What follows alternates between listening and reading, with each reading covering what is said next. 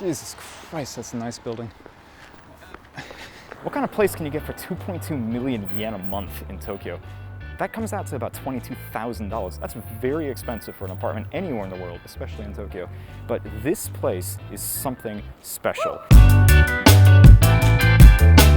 So you might not be able to see me that well. I'm wearing a mask. There's a lot of cars and stuff going by, people walking by as well. I'm in the middle of Mita. This is a very high-end neighborhood of Tokyo. And right behind me is this building I need to show you. It's called the Konoe. It's Mita Tsunamachi. There's a series of these Konoe buildings, and this is one of the newer ones, and it is unbelievable.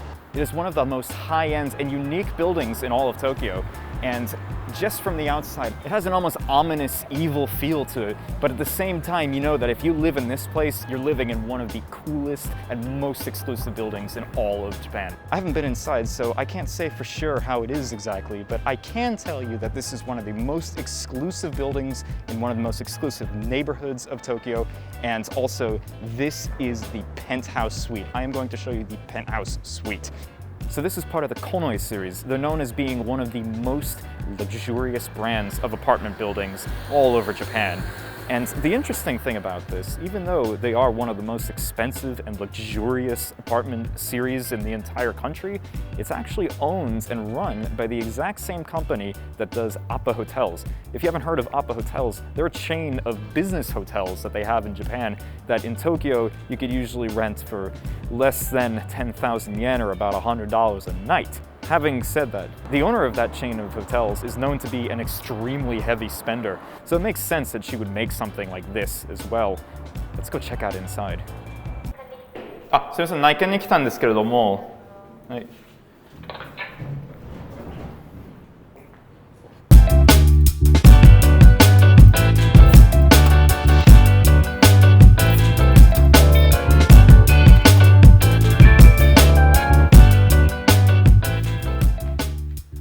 Okay, so we just got into this place, and this is unbelievable. I'm lost for words. Honestly, you walk in and you see this expansive window right in front of you. It's this gigantic window, floor to ceilings, looking outside to this view of Tokyo unlike any other. You're on top of a hill, and not only that, you're on the top floor, the 9th floor, so you get amazing views, great sunlight coming in too. And not only that, you see a spiral staircase the second you walk in. And there is something on top of that spiral staircase I'm going to show you.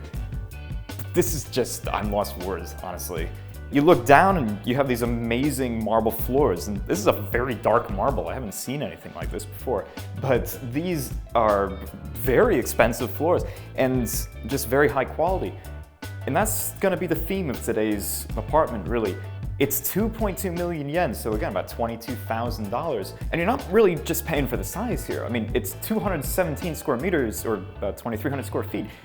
For a 2-bedroom apartment, that's big.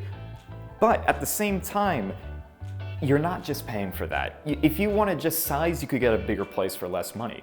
With here, you're paying for the location, you're paying for the prestige of living in this building, and also you're paying for the materials. And again, I mentioned the marble floors down here. The rest of the apartment is furnished beautifully with absolutely amazing stuff. So again, we're just in the entrance right now, and this is a big entrance. Honestly, this is about the size of most people's kitchens. You know, even like a lot of people's dining rooms in Japan, maybe even living rooms. And this is absolutely massive. And that's, oh my God, speaking of living rooms. Okay, we'll get to that in a minute. Okay, so for this place, you're not paying just for size, as I was saying, but it's not a small place, and the first thing you do need to see is the walk-in shoe closet, right? So this is a staple for high-end apartments in Japan, and this place is absolutely massive. I'd say you could fit probably at least 100 pairs of shoes in here, if you really wanted to.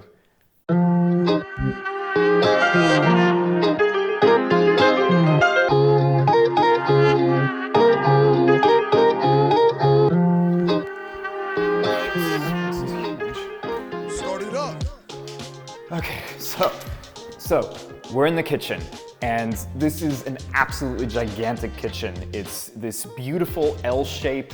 It's all made of stone. You have this big stone laminate all over the place. I've never seen a kitchen like this before.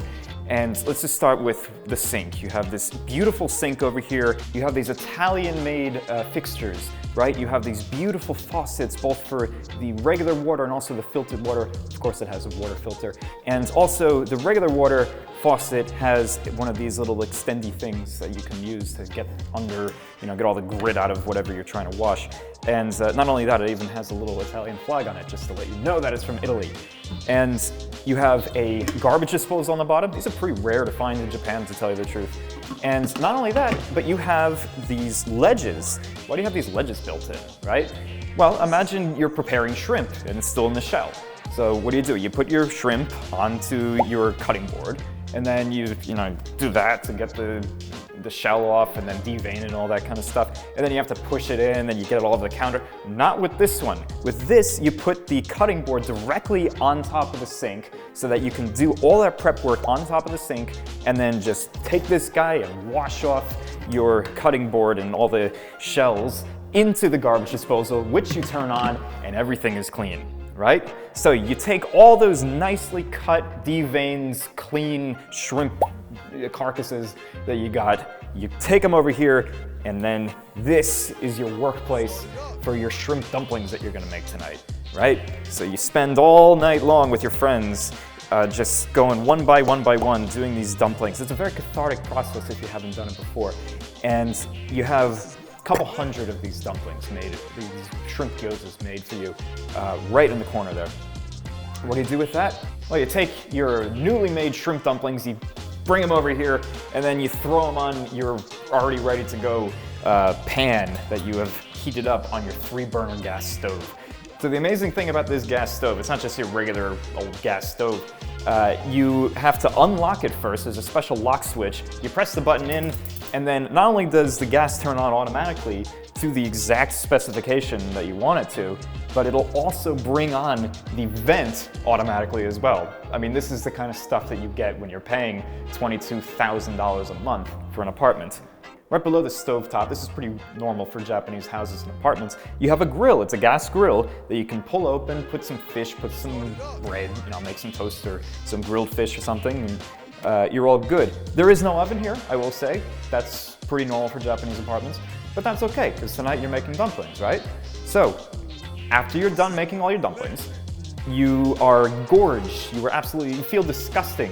You don't want to do anything else. I've had this happen many times. You have dumpling fatigue after eating all those shrimp dumplings. You kind of regret ever even being born at that point, and you definitely don't want to do your dishes. So what do? Well, you could hire somebody to do the dishes for you, definitely. But that's kind of a waste of money and time and all that. I would personally prefer just having a dishwasher. And of course, this place has a gigantic dishwasher. It's a big old Miele, 2-rack Miele. You just put in your dishes, put in your dishwashing soap and all that, close it all up. Yep, it's closed, and you start doing your dishes. And a couple hours later, you have some clean, hot, slightly damp dishes, and you can put them into all this storage space around you. What if you don't want to make your own dumplings? What if you want to hire somebody to do it for you? Of course you can do that. There's some great restaurants down the street, and I'm sure during Corona that there's some chefs that are looking for the, private work like this.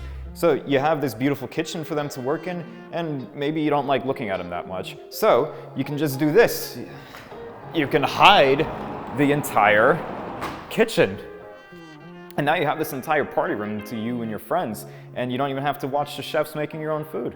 It's a great way to disconnect from reality. Now I'm gonna be out of focus here. I have it on manual focus. I just wanna show you something, all right? This is the living room, and this is absolutely massive. You can see I'm still walking back here, right? This is just absolutely insane. I haven't seen a 2-bedroom living room that is this big before. And I turned on the heated floors before I came in, and I gotta say, this is nice and toasty. This is definitely a place that you want to be in. Not only that, you have 3 sets of windows all around you. You have basically light coming in from almost all directions. And you have these massive balconies over here and here. This is party central, I gotta say. There is no other way to put it. Now, I hope you speak Italian, because if you look over to your left, right across that balcony over there, you can see who your neighbors are. You have the Italian embassy, you also have the Australian embassy, if you need to get drunk, and many other embassies. This is basically Embassy Central. And looking over on this balcony, yes, there's two balconies, one on each side, you have unobstructed views of Roppongi Hills. This is absolutely beautiful both in the daytime and nighttime. It's an iconic building. And right behind me is the most iconic thing in Tokyo, probably, Tokyo Tower. And behind that, even Toranomon Hills. This is the best apartment to have a party in Tokyo. High ceilings, unobstructed views, as I was saying, great light during the day, and amazing nighttime views. You have to see it to believe it. All right, so I just set the camera up on one of the two balconies. This is absolutely massive, as you can see. You have a sink out here. Why do you have a sink out here? Well, this is obviously for your barbecue. You want to have a sink out here so you can rinse up all your grease from the barbecue that you're going to be doing. And this is great. As I was saying, you have the views of your embassies over there. Not only that, but you have a view of the Mitsui Club over here. This is an old Japanese club, a big social club. So you can say hi to them, and they can be looking up at you. There's not much else to say about this particular balcony other than that it is just massive and you have these beautiful views. There's also another smaller balcony over there, but let's continue on and see what the rest of the apartment looks like. Shit. We're back into the entrance, and as you can see, we're peering into oh my god, we're peering into one of the bedrooms. Let's go check it out. And now we're in the smaller of the two bedrooms, and it's pretty unassuming. It's very nice though, I will say that. It's not huge, but it's pretty big for Japanese standards. You have a closet right over there. You have one over here as well. You have your AC up here. You even have an elevated ceiling where you put your lights and floor heating. It's all pretty nice amenities. There is one thing in this bedroom that I really don't like to have in a house or apartment, but this is so different than the others that I've been to. And that would be these carpets. And these are so soft and luxurious, I want them so bad. And now we're in the bathroom. It's an ensuite bathroom connected directly to the guest room. And this is a very rare find in Japan, to tell you the truth. You don't really find ensuite bathrooms in general, even next to the master bedroom, let alone the guest bedroom. And this is a beautiful bathroom. You have, again, stone countertops and a beautiful bath. I would love to have this as my master bathroom, to tell you the truth. Hello. Okay, so now I'm in the master bedroom, and as you can see, I actually put the camera on the balcony. That's the balcony that you see when you walk into the apartment, just to show you the grand scale of this bedroom. And to be honest, it's not that big or special looking. I mean, you can have a queen or king size bed in here, no problem. But there's really nothing else. You have the heated floors, the raised ceilings, again. So it's very similar to the guest bedroom. Or at least that's what you think. Let me show you the rest of it. Can't see me? Well, here I am. We're inside the walk-in closet, and this is probably one of the biggest that I've actually seen in any Japanese apartment. You have so much rack space in here for all of your suits, for all of your Supreme jackets or whatever you collect. You have these shelves up here where you can put your forget Samsonite, your Rimowa or your Hermes suitcases. This place is massive. And not only that, but it leads to this amazing bathroom. And now we're in the master bathroom, and there's really only one word I can use to describe this place. Beautiful. Oh my god, everything about this place, all of the furnishings are modern and amazing, squared off. All of the faucets even are these stainless brushed steel squared off faucets. And not only that, but I've never seen this before, the curtain rod for the bath is squared off and modern. They really thought of everything in this place. You have not only a full bath over here, but a big independent shower over there. That's pretty rare to find in Japan. Usually it's the bath and the shower in the same room. And you have a dual vanity. And at this price point, you want to have at least a dual vanity. Of course, you have your his and hers sink, and they both have their own medicine cabinets. Of course, your toilet says hi to you when you go and see it. The other bathroom did that too. Forgot to show you that. But one nice thing about this place that most Japanese bathrooms don't have is right behind you. You get out of your hot shower, your hot bath, you're all warmed up, you're ready for the rest of the day, but you want to dry off with something warm, right? And that is what is behind me, is this towel warmer. So you can have warm, fluffy towels to dry yourself off in the most luxurious way possible.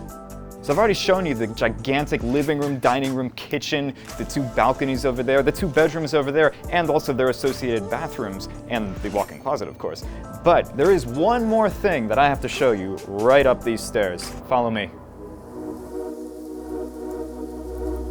So you're gonna have to excuse how dark I am right now. You can see the sun is directly behind me, but we're on top of the roof, and this is a 3rd gigantic balcony that you can have for only your VIP guests.